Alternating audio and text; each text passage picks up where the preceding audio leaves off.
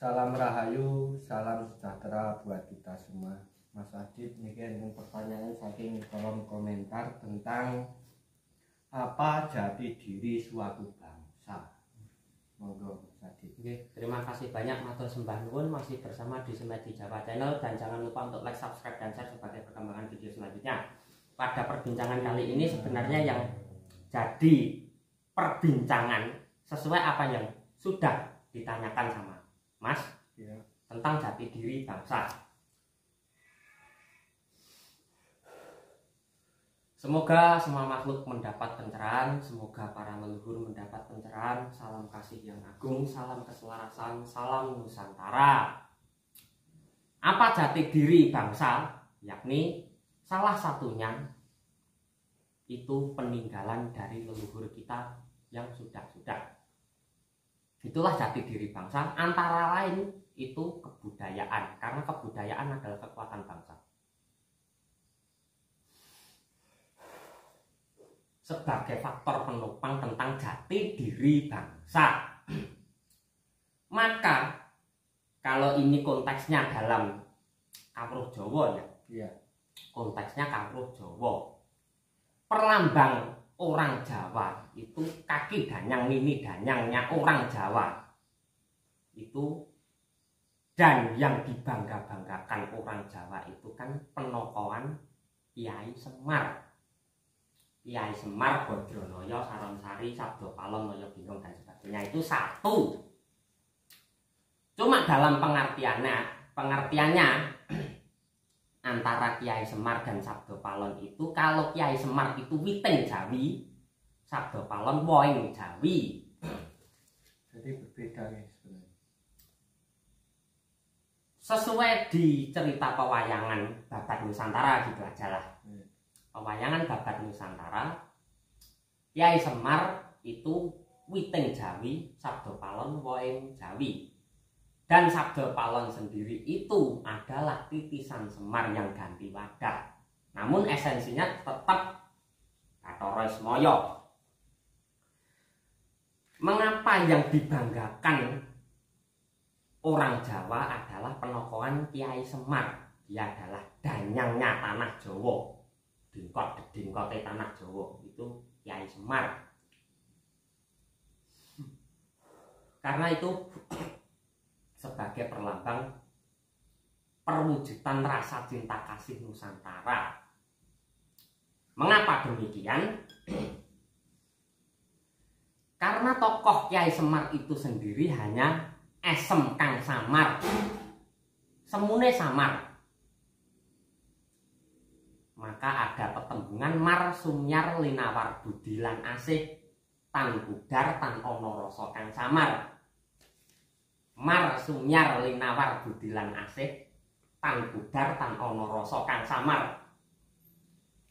Sumyar artinya itu sumunar, bersinar, namun masih disamarkan. Mar sumyar linawar budilan asih itu pada masa zaman Buddha Budi. Orang Jawa dulu kan dipercaya kalau yang sudah tertulis di sejarah itu kan animisme, dinamisme kepercayaannya. Makanya kalau orang Jawa sendiri leluhur-leluhur lebih akrab dengan Buddha Budi. Jadi Semar itu sendiri adalah pamongnya wong sabdu budi, pamongnya satria. Orang Jawa kan identik kesatria, pekerja keras. Laden tukang ya kerja keras, neng sawah kerja keras. Itu aku satria. Mana ada yang bisa mengungguli orang Nusantara? Maka penggambarannya ada salah satu pupuh suatu tembang. Itu tembangnya Pucung. Dalam perkataan tembang Pucung itu sendiri yang mengatakan Semar iku dudu wadon dudu jalu, raine pupuran jaja mungal lir pawestri bokong gedhe rekmane mawi kuncungan. Semar iku dudu wadon dudu jalu, kalau diistilahkan bahasa nasional aja ya. Iya. Semar iku dudu wadon dudu jalu. Ya itu memang penggambaran jati diri bangsa kok. Maka itu tidak bisa diklaim kalau Semar itu harus laki-laki. Ya memang benar wataknya itu seorang laki-laki, tapi penggambaran fisiknya Semar itu sebenarnya bukan laki-laki dan juga bukan perempuan. Maka yang disebutkan Semar itu dudu wadon dudu jalur, raine pupuran. Nah, pada orang laki-laki pupuran kan ya aneh. Raine pupuran. Jojo mungal lir pawestri. Pawestri itu wanita. Lir itu koyo itu apa ya? Semar ya seperti jojo mungal apa enek wong lanang kok duwe punya buah dada kan, itu kalau nggak Semar kan nggak ada. Jojo mungal lir pawestri bokong gede rikmane mawi kuncungan. Ya itu memang penggambaran bangsa kita. Dan itu mencakup pria dan wanita. Makanya itu danyangnya tanah Jawa. Jawa itu ada Jawa, Jawi, Jawoto. Kalau Jawa itu ya sekarang itu Jawi ya, di masa Jawa Dipa itu Jawi, tanah Jawi, babat tanah Jawi. Jawa, Jawi, Jawoto. Jawoto itu masa Indrane Surya. Sebelum Nusantara. Itu Jawa, Jawi, Jawoto. Sebelum Jawa, Jawi, Jawoto ada Jawawut. Yang dipercayai ada yang mengaklaim bahwa orang Jawa dulu leluhurnya jin. Ada kan yang begitu. Yaitu kalau pendapat monggo, karena semua orang boleh berpendapat dan itu patut dihargai. Kalau leluhurnya jin itu tidak bisa diklaim secara mutlak, karena leluhur dulu sudah memahami apa arti ketersinambungan semua alam. Karena orang manusia itu sendiri adalah bagian dari alam. Semua direngkuh sama, leluhur dulu begitu. Maka tidak aneh kalau pohon, bebatuan, kayu itu semua dihormati layaknya. Oh, ini penggambaran Sang Pencipta. Karena manusia tersendiri itu adalah bagian dari alam. Jadi alam itu bukan hanya untuk manusia. Maka juga ada dunia itu, dunia flora maupun fauna kan juga ada kan. Dan dunia itu sendiri juga terbagi dari 3. Alam Antara, alam Suronggongkara, dan alam berkasaan, alam pangrantunan. Di mana alam Antara itu adalah konon dalam cerita pewayangan itu adalah kehidupannya di kayangan. Orang langit. Kalau alam Suronggongkara itu ya alam sing jagat bulan. Kalau alam pangrantunan itu yang bisa dikatakan itu alam yang berkasaan, alam jin, alam setan. Loh, apa itu tidak ada? Meskipun saya sendiri ya juga belum menyaksikan. Tapi kalau orang dulu menyebutnya gini, yang adanya itu ada namanya, pasti juga ada buktinya. Kentut, kentut orang itu kan nggak ada wujudnya, tapi bisa dibuktikan, berarti ada buktinya. Seperti makhluk halus dimanapun tempat tertentu, ya tertentu itu mungkin di suatu tempat kadang ditoki mengkorok. Mungkin bisa merasakan karena itu adalah kontras sebuah energi antara energi negatif maupun positif. Itu kontras energi menimbulkan suasana yang demikian. Makanya isi ning jagat itu terbagi dari 5 elemen isine jagat. Bumi, geni, banyu angin, dan swasana. Itulah penggambaran dari aji ponco sunyo, ponco limo sunyo sepi.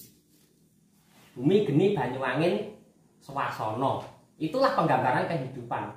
Selagi manusia itu bisa memahami kelima elemen tersebut seperti yang digambarkan di pewayangan-pewayangan, kena lara luput pati, dia bisa tersakiti, namun dia tidak bisa mati. Itu penggambaran sebuah kehidupan.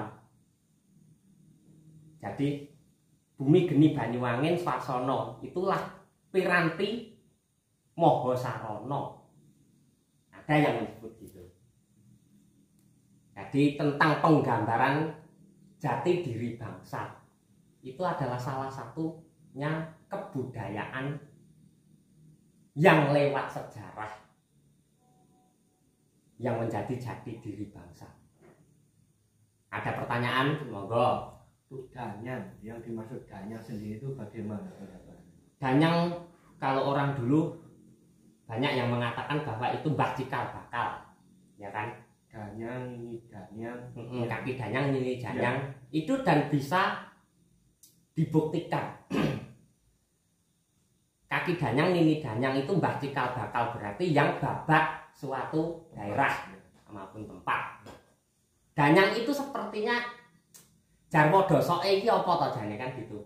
Danyang itu apa sih? Sing padha nyang. Danyang iki sing padha nyang. Makanya ada kondangan. Yang makan danyang, ya nggak salah orang yang itu sama yang kondangan sama diundang semua kok, yang makannya danyangnya semua.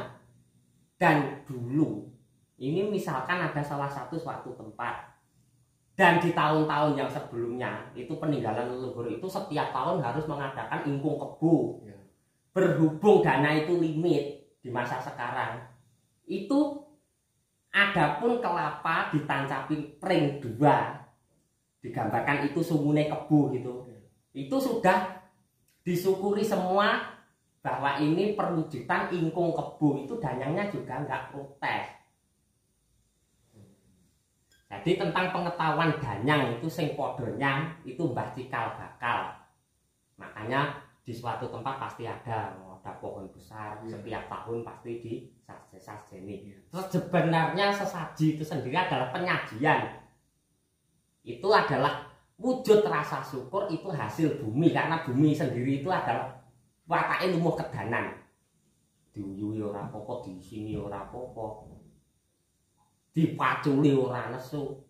Dikeduk saya jero malah nukul ki Raja Brana. Ada ya kan yang menemukan emas berapa kilo itu. Kurang jero ngetokke lumpur panas. Ada. Itulah perlambangan dari sebuah manusia. Misalnya itu kan dari pamulangan dari mencangkul tanah tadi. Itu kan penggambaran rasane menungso sing kurang.